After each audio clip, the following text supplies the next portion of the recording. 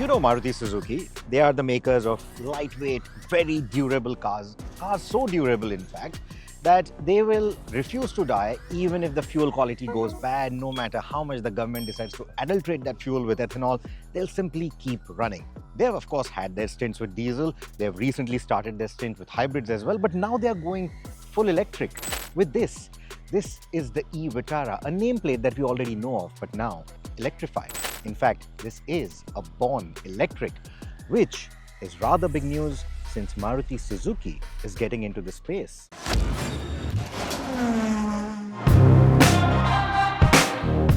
We first saw it at the 2025 Bharat Mobility Show. And to refresh your memory, it's got two lithium iron phosphate or LFP battery options, 49 kWh and 61 kWh, mated to a 174 kilowatt electric motor that is good for 193 Newton meters of torque.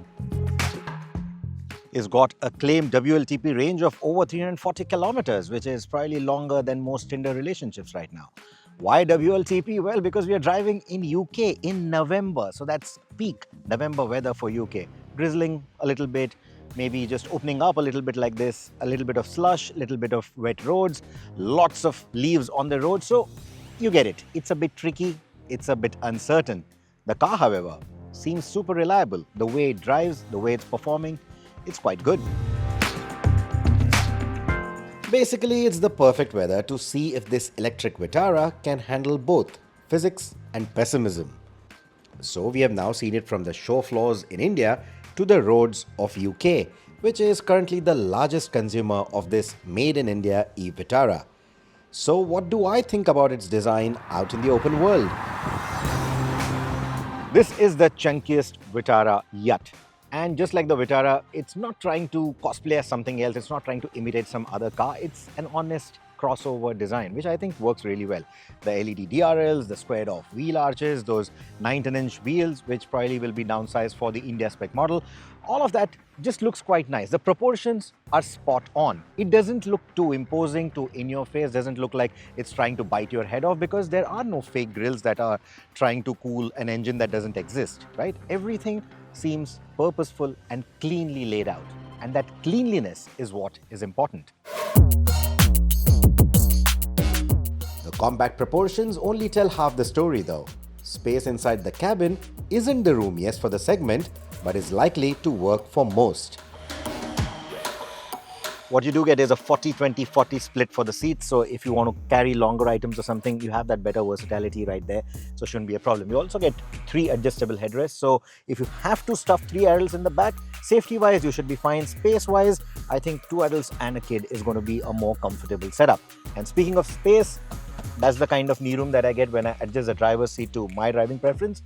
Headroom is decent for my height of 5 feet 8, but anyone taller is going to have a problem. These roads, not a big problem, but back home in India, over potholes, speed humps, etc., if you're taller, you might end up hitting your head against the roof quite often.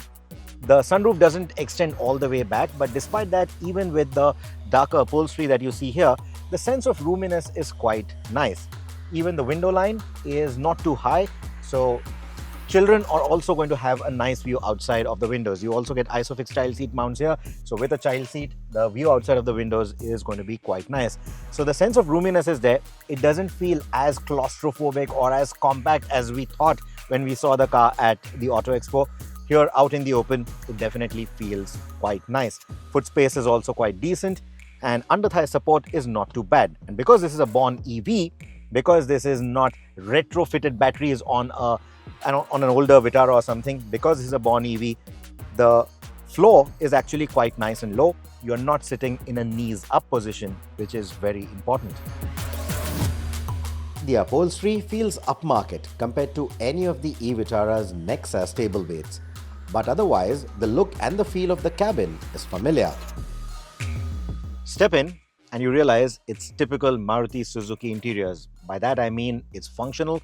There is not a very radical looking arrangement. The layout is nice and clean, not too big screens. What you get is a 10.25-inch infotainment screen. You also get a digital instrumentation which sits at a slightly offset angle, but the bracket for it is one harmonious unit, and it doesn't feel disorienting in any way, whether you are just waiting at the traffic light or when you are on the move. What I also like is the layered design that you get. You get two-tone finish right here, soft materials, which again looks quite nice. Now, what colors, what materials come to India remains to be seen, because our tastes are obviously different than what we have in Britain here.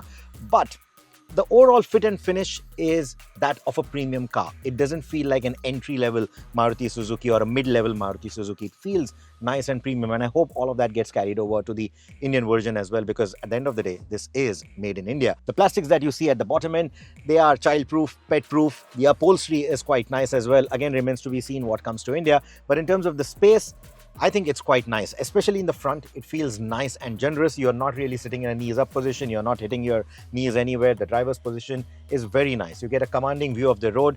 You get a sunroof for the front two seats as well. So the sense of roominess is actually quite good. Even the steering is got that square off design, top and bottom.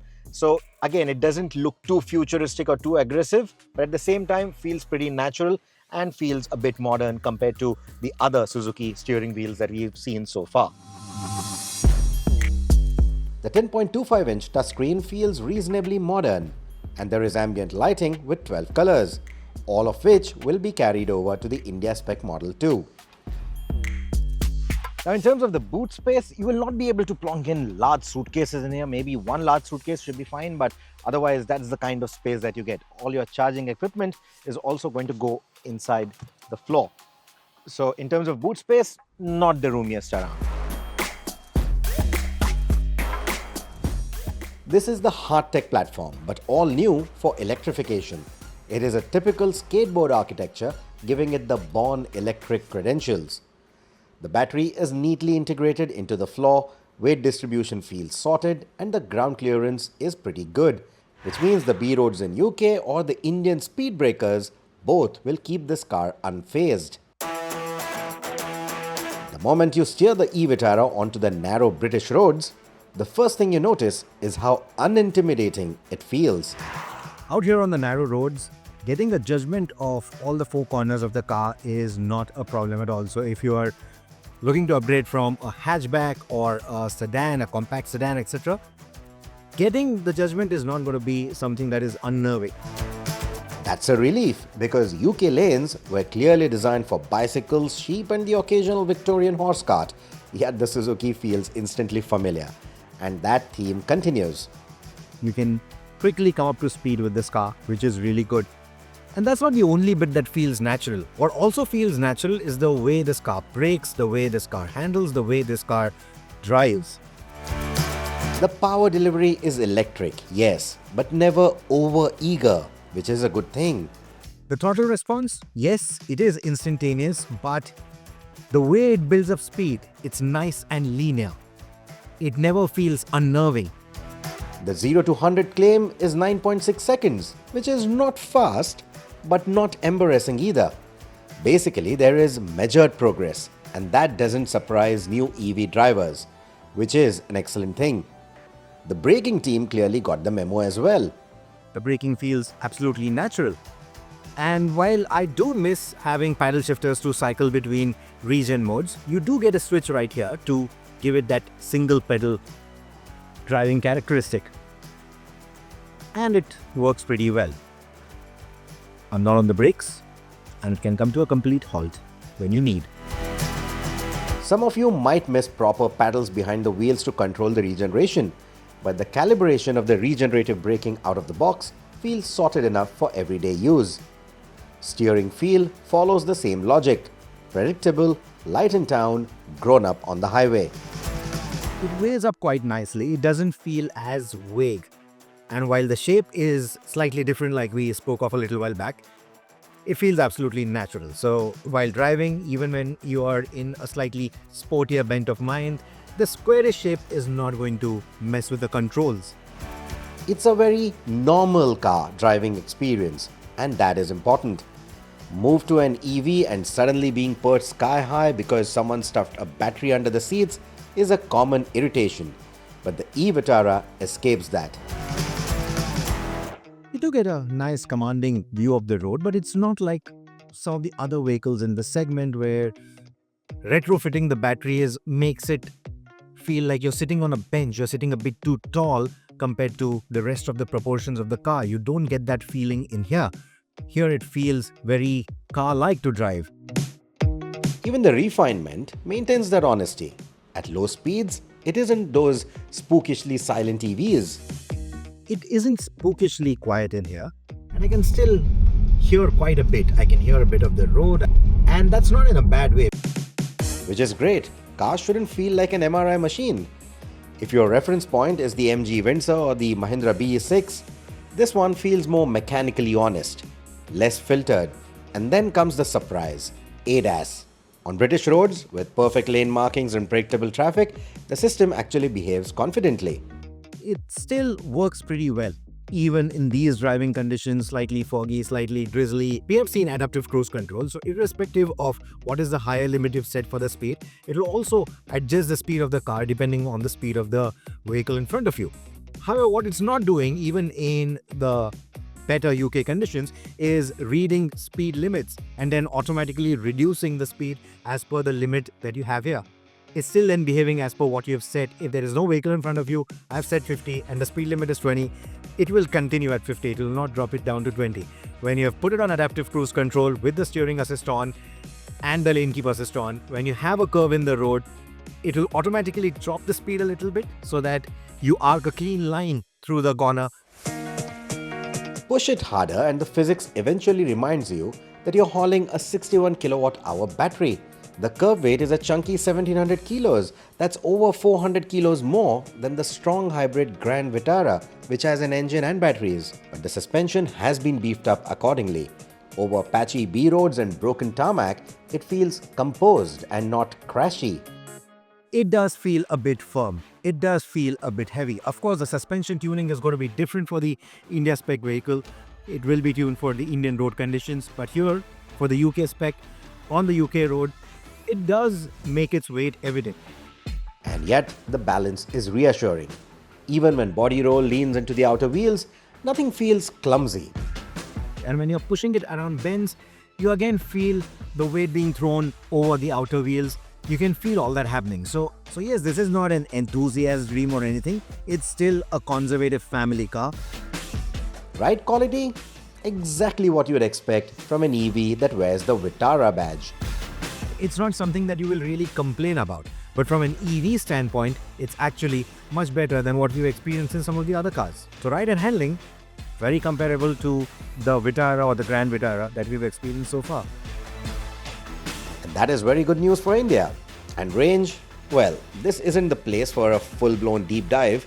Our India drive next month will decide that. A safe bet will be about 250 to 300 kilometers in the Indian driving conditions. Of course, we'll have a much better clarity when we drive it back home in India, but that's my estimate so far. So 250, 300 kilometers shouldn't be a difficult ask. Reasonable for a battery of this size. Of course, not everything is perfect.